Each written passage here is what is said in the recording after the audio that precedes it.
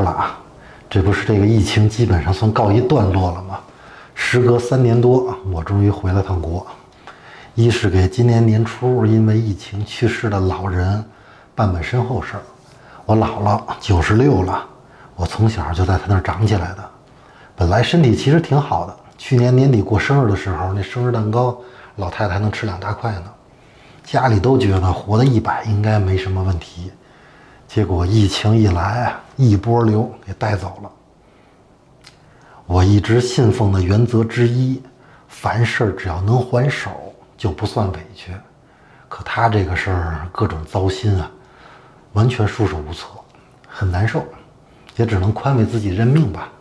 咱们中国人讲究叫入土为安嘛，3年多也没见着他，最后送他老人家一程，算是尽尽孝心吧。活着的人呢，还是得好好活着。然后就是在国内跟各种哥们儿吃喝聚会，甭管来日本几十年啊，这个肠胃的底子还是中国的，挺好吃，各种解馋。好多朋友也好久没见了，聊聊天也很亲切。尤其最近我不是帮几个朋友办了日本的经营管理签证吗？好多人也是对这事儿感兴趣，各种提问题。其中比较集中的大概是这么2个问题，正好也借着今天这节目跟您各位分享一下。一个就问我说，办日本的长期签证有什么好处？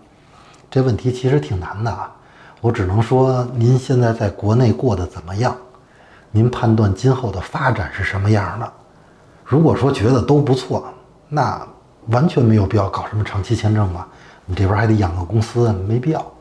顶多呀有个多次的来日本旅游的签证就足够了。俗话说叫穷则思变，您都富得流油了，瞎折腾什么呀？可如果说对于现在也好，或者对于将来的预期有一些不满意的地方，那咱就梳理一下，看看是哪儿，在日本呢能不能解决这问题。比如说你要是觉得国内现在商业机会变少了，那来日本也没用，日本更少。基本上啊，在我看来，所有合规合法的商业模式在日本已经被开发到很深了。我这些年就感觉，如果说哪种模式在日本还没有的话，那往往不是因为没法卖，就是因为没人买。所以第一个问题的答案，要不要来日本，别问我，看您的需求。如果能在日本得到解决，那咱就整体权衡一下，感觉现状已经很好了，坚定地相信自己的直觉。再有第2个问题呢，就是真来了日本能长期生活下去吗？确实啊，这个好理解，好多人40、50岁了，体力、学习能力各个方面随着年龄年年走低啊，忽然到这么一个语言也不通，除了我可能还没朋友，更谈不到什么社会关系了。两国的文化呢看着接近，其实差距也不小，说白了有点像2次投胎的感觉，你怎么弄？这个问题呢，我还真有个自己的纯个人见解。因为过去工作的关系啊，我接触过几千个在日本的外国人，还有我在日本这20年呢，有一些自己的观察吧，大概可以把我的理解给您做个参考，全当是多一个思考问题的角度吧。我总结的要在日本长期生活下去，大概需要这么3.5个条件。怎么还有零有整的？你我说啊，仅供参考。第一个，经济能力，所谓的财富自由，俗称有钱。第2一个呢，沟通能力，比如说日语好，什么事儿都能说得明白，与人沟通无障碍。第3个呢，适应能力，学习能力强，情商啊、智商啊各方面都不错那种。另外还有一个算半个条件，坚持能力，所谓的能吃苦，关键时刻能对自己狠一点。听我给您说啊，有了这3.5个条件，我们就可以做一个打分表出来。前面这3项，每项100分满分，那最后这能吃苦这条件算半项吗？满分50。所以我们就可以按照现状，在这3.5个条件下给自己打个分了。满分350分，如果您能有100分了，在日本这个国家长待下去没问题。如果能到200分，那就会觉得在日本过得很舒服。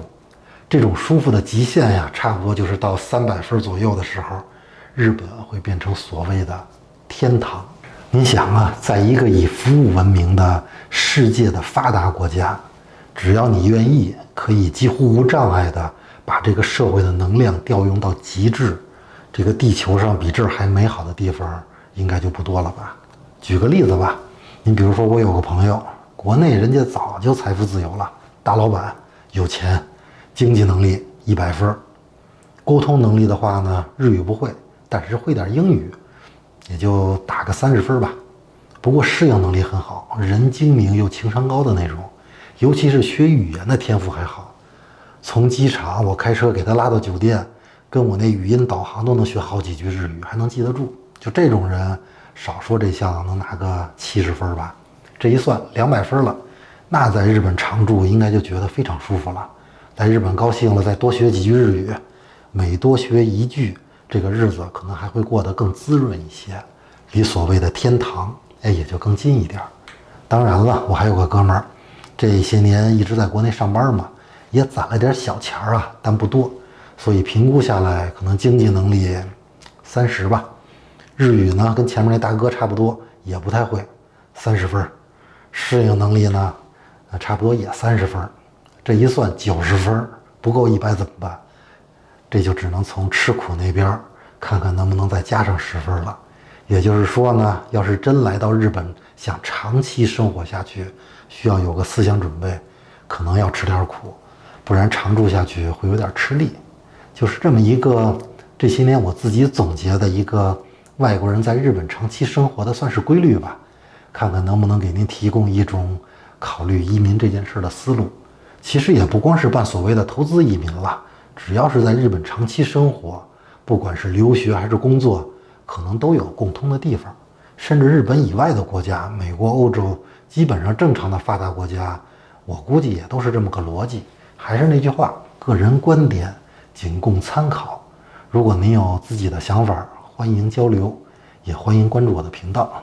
今天呢，刚回国回来，先跟您聊这么多，咱们下期再见。